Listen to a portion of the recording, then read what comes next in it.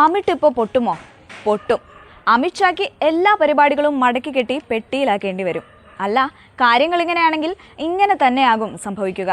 അമിത്ഷായ്ക്ക് ആഭ്യന്തരമന്ത്രി സ്ഥാനം എന്ന പദവി വെറും അലങ്കാരമായി മാത്രം തോന്നി തുടങ്ങി. കാരണം ഇദ്ദേഹമാണ് ഏറ്റവും കൂടുതൽ പ്രതികാര ബുദ്ധിയോടുകൂടി ഇന്ത്യ മുന്നണിക്കെതിരെയും അവരുടെ പ്രധാനപ്പെട്ട നേതാക്കൾക്കെതിരെയും പ്രവർത്തിക്കുന്ന വ്യക്തി.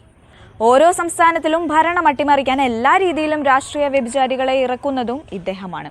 കൃത്യമായി അതിനുവേണ്ടി ഫണ്ട് സമാഹരിക്കുന്നതും അതുപോലെ കുതിര കച്ചവടത്തിന് വേണ്ടി എല്ലാ സാധ്യതകളും തുറന്നിടാൻ വഴിയൊരുക്കുന്നതും ഈ ആഭ്യന്തരമന്ത്രി തന്നെയാണ്.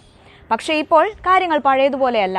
എങ്ങനെയെങ്കിലും ഭരണത്തിൽ കടിച്ചു തൂങ്ങിയിരിക്കണമെങ്കിൽ സഖ്യകക്ഷികളുടെ പിന്തുണ കൂടിയേ തീരൂ എന്ന അവസ്ഥയാണ്. ഇതോടെ BJPയുടെ പല പ്രധാനപ്പെട്ട തീരുമാനങ്ങളിൽ നിന്നും അമിത്ഷാ മാറി നിൽക്കുന്ന കാഴ്ചയാണ് നാം ഇപ്പോൾ കാണുന്നത്.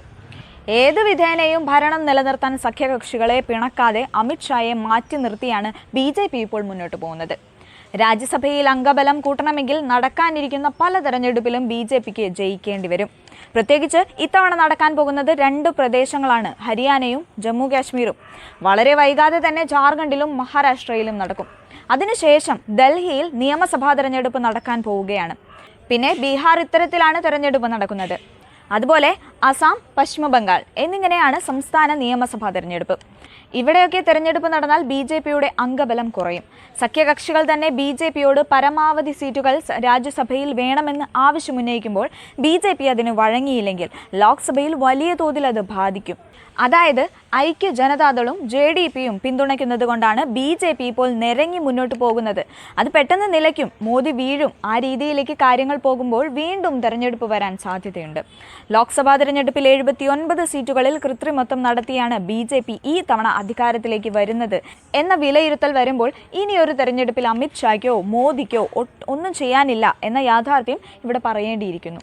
ഇത്തവണത്തെ തെരഞ്ഞെടുപ്പ് കൃത്രിമത്വത്തിൽ മുഖ്യ തെരഞ്ഞെടുപ്പ് കമ്മീഷനെതിരെ രാഷ്ട്രീയമായി അല്ലെങ്കിൽ നിയമപരമായി കരുക്കൾ നീക്കാൻ തന്നെ ഇന്ത്യ മുന്നണി തീരുമാനിച്ചാൽ തീരാവുന്ന പ്രശ്നമേ മാത്രമേ ഇതിനകത്തുള്ളൂ. നിലവിൽ സുപ്രീം കോടതിയിൽ അഭിഭാഷകരുടെ ബാർ അസോസിയേഷൻ പ്രസിഡന്റ് കൂടിയാണ് ഇന്ത്യ മുന്നണിയിലെ നേതാവുമായ കപിൽ സിബൽ. അദ്ദേഹം സമാജ്വാദി പാർട്ടി അംഗമാണ്. എല്ലാ രീതിയിലും BJP ആധിപത്യത്തോടെ നിൽക്കുന്ന ഗുജറാത്തിൽ അടക്കം നിങ്ങൾക്ക് പണി കിട്ടി തുടങ്ങിയെന്നാണ് അദ്ദേഹം പറഞ്ഞു വെക്കുന്നത്. മാത്രമല്ല 6 മാസം കൊണ്ട് തന്നെ നിങ്ങളുടെ കളികളെല്ലാം അവസാനിക്കുമെന്നും രാഹുൽ ഗാന്ധി തന്നെയാണ് ഞങ്ങളുടെ പ്രിയപ്പെട്ട നേതാവെന്നും കോൺഗ്രസ് ശക്തമായ രീതിയിൽ തന്നെ ഭരണം പിടിക്കുമെന്നും അദ്ദേഹം പറഞ്ഞു വെക്കുന്നുണ്ട്.